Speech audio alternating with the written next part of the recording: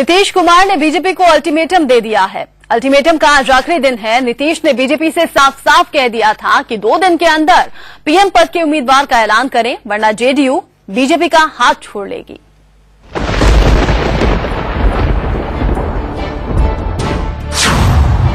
तलाक होकर रहेगा।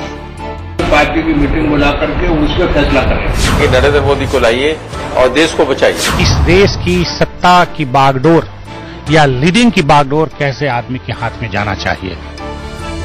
बस 2 दिन और बीजेपी और जेडीयू का 17 साल पुराना गठबंधन टूट जाएगा। आज नितिन गडकरी और मुख्तार अब्बास नकवी शरद यादव को मनाने पहुंचे। मुलाकात हुई, बात हुई, पर बात नहीं बनी। इस दौरान बहुत सी बातें ऐसी हुई है, इसलिए हमारी पार्टी की बैठक होगी और उस बैठक के पहले मैं किसी तरह की बात इसलिए नहीं कहना चाहता। बैठक मैंने क्यों बुलाई? दरअसल फैसला नीतीश को करना है, लिहाजा राजनाथ सिंह और मुरली मनोहर जोशी ने नीतीश कुमार को मनाने के लिए फोन किया। इससे पहले आडवाणी ने नीतीश से बात की। सूत्रों की माने तो इन नेताओं ने नीतीश से कहा कि आप जल्दबाजी में फैसला ना करें, एनडीए के टूटने से यूपीए को फायदा होगा।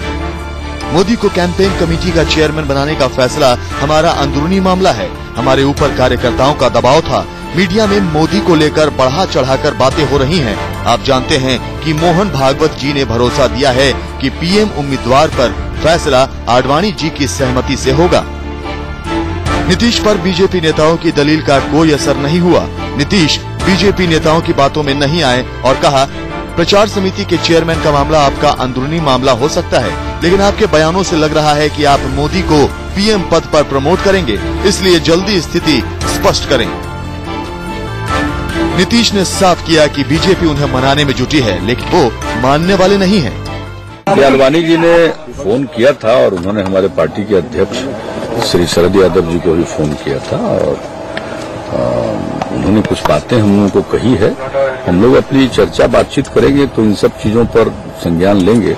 रात में भारतीय जनता पार्टी के राष्ट्रीय अध्यक्ष श्री राजनाथ सिंह जी का भी फोन आया था और आज सवेरे भारतीय जनता पार्टी के पूर्व अध्यक्ष और भारतीय जनता पार्टी के वरिष्ठ नेता डॉक्टर मुरली मनोहर जोशी जी का भी फोन आया था।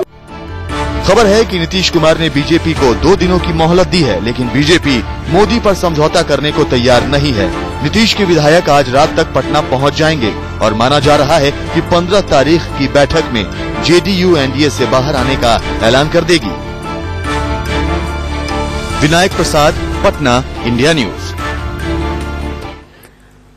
जेडीयू ने बीजेपी की एक नहीं सुनी, हर अपील को ठुकरा दिया, हर मनुहार को नकार दिया, जिसके बाद बीजेपी को भी तेवर कड़े करने पड़े।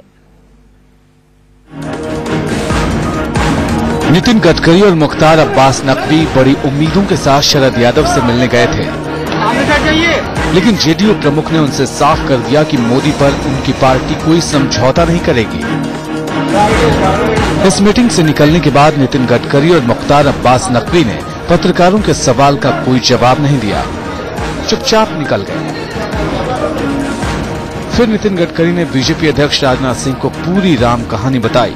कहा कि जेडीयू ने सुनने की बजाय सुना दिया है। साफ कहा है कि मोदी को पीएम उम्मीदवार बनाने से मना करिए, विवाद तभी खत्म होगा। इस पर राजनाथ सिंह ने साफ कहा कि नहीं, हम जेडीयू की ये मांग नहीं मानेंगे। इस पर फैसला पार्टी संसदीय बोर्ड करेगा, इससे अलग कुछ करने और कहने का सवाल ही नहीं है।